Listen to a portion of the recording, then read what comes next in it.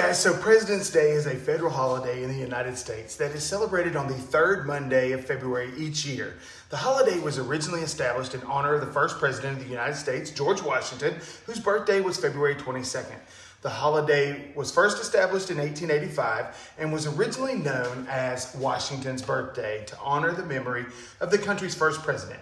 Now, in 1971, the holiday was officially renamed President's Day in order to also honor the legacies of all the past U.S. presidents, not just George Washington. So today, President's Day is a day to remember and honor the accomplishments of all U.S. presidents, past and present. It is also a time for patriotic celebrations, historical reenactments, and ceremonies honoring the legacy of the U.S. Chief Executive Officers. Many people also use the long weekend as an opportunity for travel and relaxation.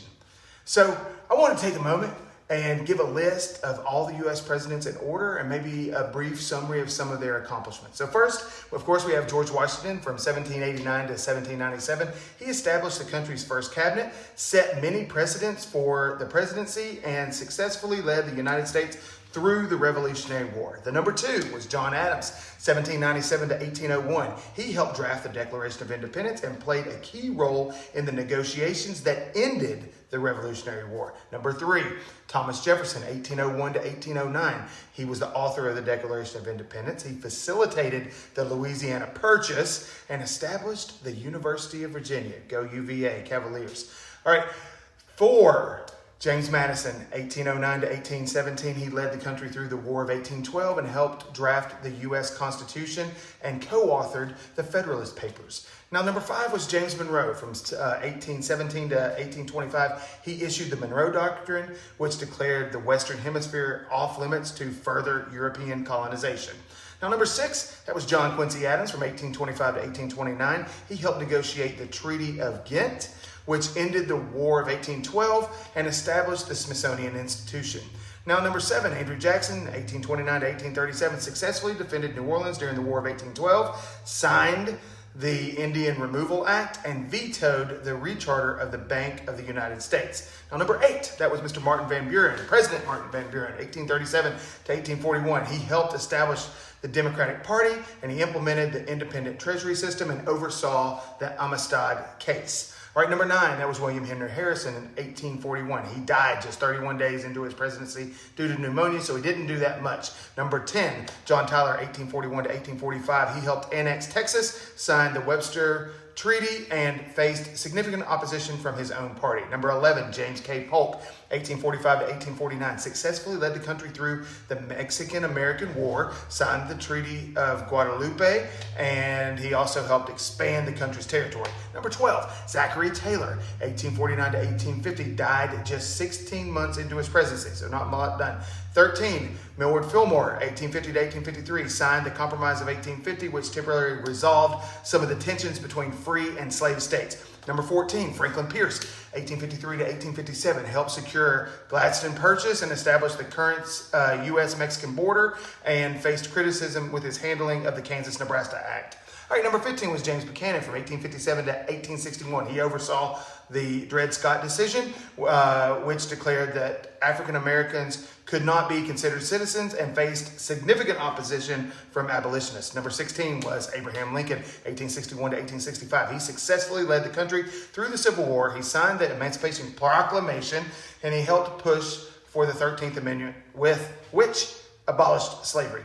Number 17 was Andrew Johnson, 1865 to 1869. He faced significant opposition from Congress over his approach to Reconstruction, but did help secure the purchase of Alaska. Number 18, Ulysses S. Grant, 1869 to 1877, successfully led the country through the end of Reconstruction, and he helped establish the Department of Justice and helped establish the first national bank. Number 19, Rutherford B. Hayes, 1877 to 1881, ended Reconstruction by withdrawing federal troops from the South and oversaw the end of the Long Depression.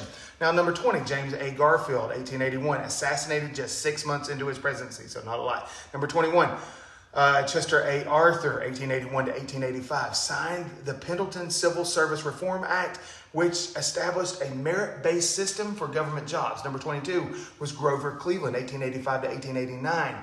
He reduced tariffs and helped establish the Interstate Commerce Commission and vetoed more bills than any other president in the history. 23, Benjamin Harrison, 1889 to 1893, signed the Sherman Antitrust Act, established national forests, and oversaw the admission of 6 states to the Union. Number 24, Grover Cleveland, 1893 to 1897, served a non-consecutive second term, presided over the Panic of 1893, and helped restore the country's credit rating. Number 25 was William McKinley, 1897 to 1901. He led the country through the Spanish-American War, signed the Gold Standard Act, and oversaw the annexation of Hawaii. Now, number 26, Theodore Roosevelt, 1901 to 1909. He oversaw the construction of the Panama Canal, established the U.S. Forest Service, and helped pass the Pure Food and Drug Act. Now, number 27 was William Howard Taft from 1909 to 1913. He established the Department of Labor, signed the Payne-Aldrich Tariff, and helped initiate the antitrust suit against Standard Oil.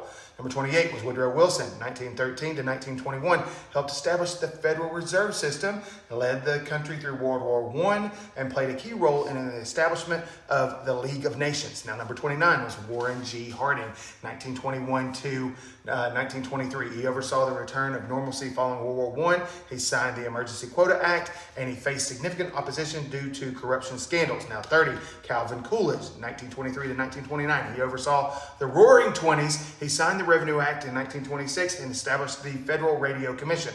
31, Herbert Hoover, 1929 to 1933. He oversaw the start of the Great Depression, signed the Smoot-Hawley Tariff, and established the Reconstruction Finance Corporation. Now, 32 was Franklin D. Roosevelt, 1933 to 1945. He led the country through the Great Depression and World War II, helped establish Social Security and the New Deal, and he played a key role in the formation of the United Nations. Now, 33, that was Harry S. Truman, 1945 to 1953, and he oversaw the end of World War II, helped rebuild Europe and the Marshall Plan, and led the country through the early years of the Cold War. Now, 34, that was Dwight D. Eisenhower, 1953 to 1961. He oversaw the end of the Korean War. He helped establish NASA, and he pushed for the civil rights in 1957.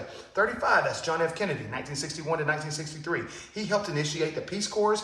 He oversaw the Bay of Pigs invasion and the Cuban Missile Crisis, and pushed for civil rights legislation. 36, that's Lyndon B. Johnson from Texas, 1963 to 1969. He passed the Civil Rights Act of 1964, launched the War on Poverty, and oversaw significant social and economic reforms. 37, that's Richard Nixon from California, 1969 to 1974. He oversaw the end of the Vietnam War and established the Environmental Protection Agency and opened diplomatic relations with China. Now, number 38, that would be Gerald Ford, 1974 to 1977. Pardoned Richard Nixon, helped in the Vietnam War, and signed the Helsinki Accords. Number 39, Jimmy Carter, 1977 and 1981, from Georgia, negotiated the Camp David Accords and established the Department of Education and helped secure the release of hostages from Iran.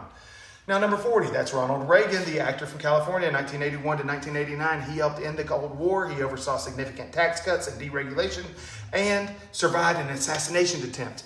Now, number 41, George H.W. Bush, 1989 to 1993. He helped to lead the country through the end of the Cold War, signed the Americans with Disabilities Act, and oversaw the Gulf War. Number 42, that's Bill Clinton, 1993 to 2001. He helped balance the federal budget, signed the North American Free Trade Agreement, or NAFTA, and oversaw significant economic growth during the 1990s. Now, number 43, that's George W. Bush, 2001 to 2009. He led the country through the 9/11 terrorist attacks. He oversaw the wars in Afghanistan and Iraq and signed the No Child Left Behind Act. Now, number 44, that's Barack Obama from Hawaii. That's 2009 to 2017. He signed the Affordable Care Act, or Obamacare, helped oversee the economic recovery from the Great Recession, and oversaw the end of the U.S. military involvement in Iraq. Now, number 45, that's Donald Trump from New York, 2017 to 2021. He signed the Tax Cuts and Jobs Act, implemented significant deregulation, and helped negotiate peace agreements in the Middle East, and he was a TV star. All right, number 46, Joe Biden, 2021 to present, implemented significant COVID-19 relief measures, rejoined the Paris Climate Agreement, and proposed a major infrastructure plan. Now, regardless of your political party we belong to, it's important to recognize that each and every U.S. president has had their own unique accomplishments and challenges during their time in office. Now, on this President's Day, let's take a moment to focus on the positive things that each of these men have done for our country. And let's acknowledge that while they may have made mistakes some of them many, or had shortcomings, some of them many, they have also contributed to the betterment of our nation in various ways. It's important to remember that no single president can solve all of our problems, and that we should not hold unrealistic expectations for any individual who assumes this incredibly difficult and complex role. However, by acknowledging the good things that each president has done, we can inspire and hope for the future and encourage our leaders to continue to work towards the betterment of our society, our economy, and our democracy. So let's celebrate the good things that each of our past presidents has done and look forward to the many more positive achievements that are yet to come from the men and women who will serve as President of the United States in the years to come. Thanks so much. Happy President's Day.